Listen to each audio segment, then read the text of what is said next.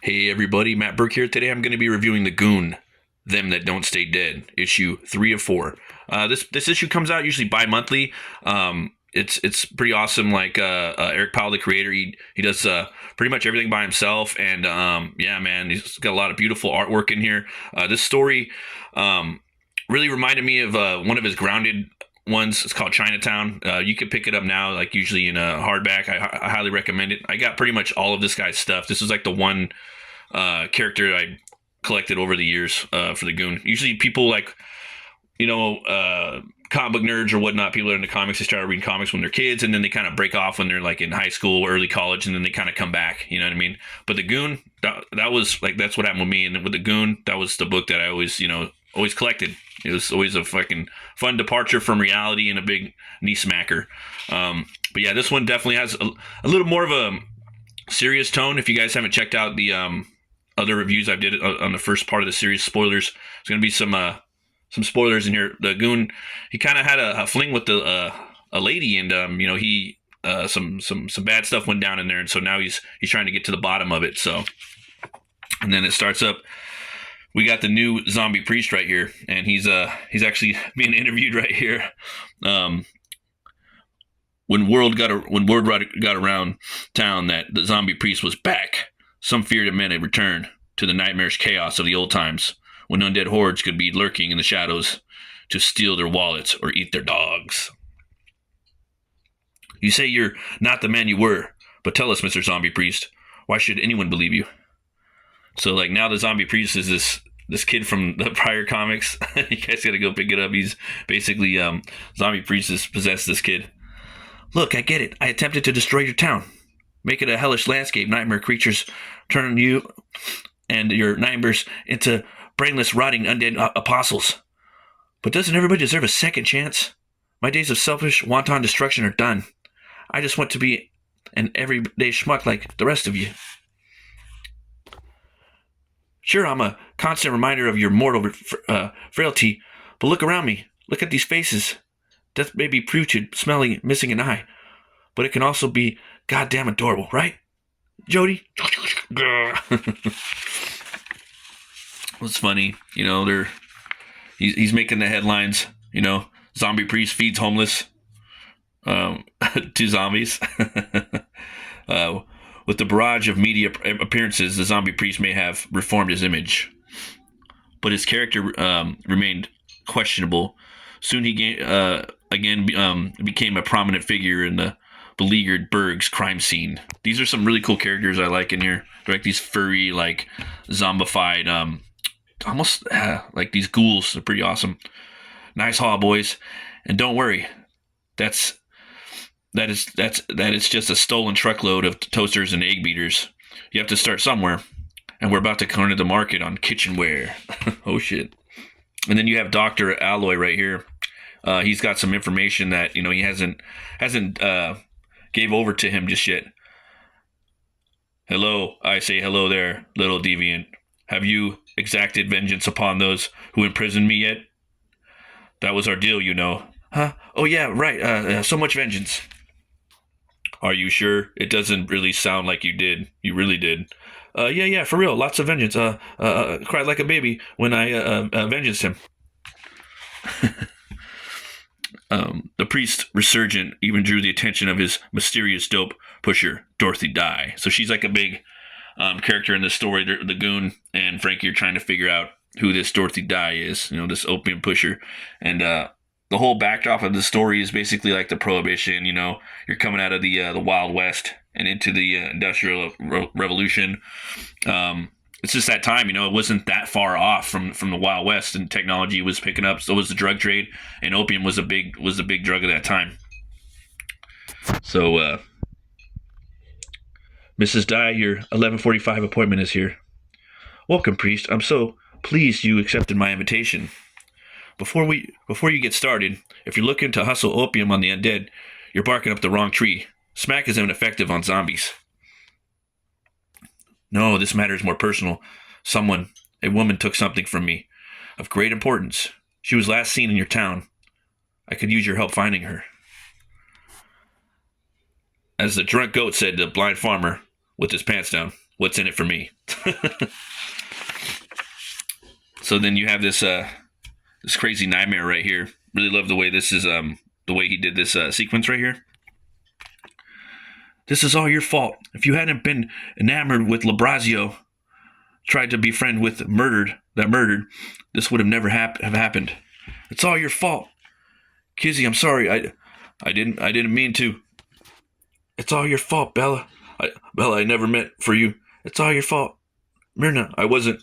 It's all your fault. And then I think that's a little that right there is a foreshadowing on what's to come. And then you get the Goon right here. No. He's waking up, and it's one of those scenes where you don't really get to see the Goon too much. What is it? What happened? What's wrong? You get the censorship right here. Stella, be aware. Woman, your bits are loose. Censored. Thanks a lot, Red States. And that's another thing I liked about this issue too. He wasn't going full like bore on the political bullshit. It felt like a return to the Goon. It felt like classic Goon. It just fucking hilarity, awesome artwork, outrageous comedy. Just really awesome issue in this arc. It's probably my favorite one. And again, back to this page though, I really like the way he did the pencils, more heavy-handed for the dream sequence. And yeah, it's cool to see Goon sometimes with his just his eyes. You don't get to see him too much. Oh my, it's nothing, just a nightmare. You best go, Stella. He's having a moment. Are you sure? Yeah, I'll handle this. You already treated him to a peep show. I don't know what more you could do. Well, I could show him a normal, healthy level of human decency and compassion. You can't do that. Frankie's hilarious. Hey, I'm as self-hearted as they come. Didn't I tell you last night your butt wasn't too big? No, you said it wasn't too big for you. Exactly. I love your butt. It's just funny, man. And then, so basically right here, he's having a bad dream. Don't quit me, baby. I'd be nothing but an incredibly sexy man, shell of a man without you. I'm your angry little bag of chips. You can't keep your hand out of this salty snack size sack of flavor. So, little nightmare baby wants some eggy wags. I'm gonna smack you in the mouth. Yeah. Dorothy dies. Find premium opium. Now that's smooth for the discerning gentleman. So yeah, they're leaving the place. Hey, Miss Concierge, we need to talk about that billboard.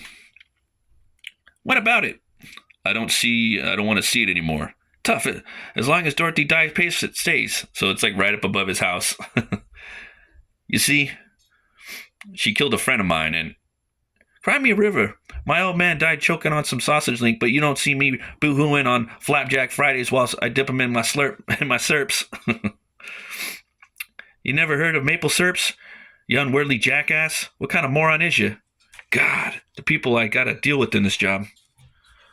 Look, I don't care what it costs. Just get rid of it. I don't want to see it every time I come home. I'll put in a farmer request right away, Miss Sensitive. So yeah, that opium lady, she's moving in on their front. This is an awesome page right here too. I just love the way that he could have easily just basically he could have just statted each panel, but he actually drew each fucking panel and just shows the patches of time, and you could just check out little things. The way he has the dry brush right here, it's like the same face, but little differences, little background changes, And yeah, like he didn't take any shortcuts with that. I thought that was really cool. That Bet's a real jerk. You're telling me? Last week I complained that the hot water wasn't warm enough, and she threw my scalding coffee in my face, cackling like the whole time. Is that warm enough for you? I think we should choke her out the top story window. Chuck her out the top story window. Make it look like a tragic roof accident.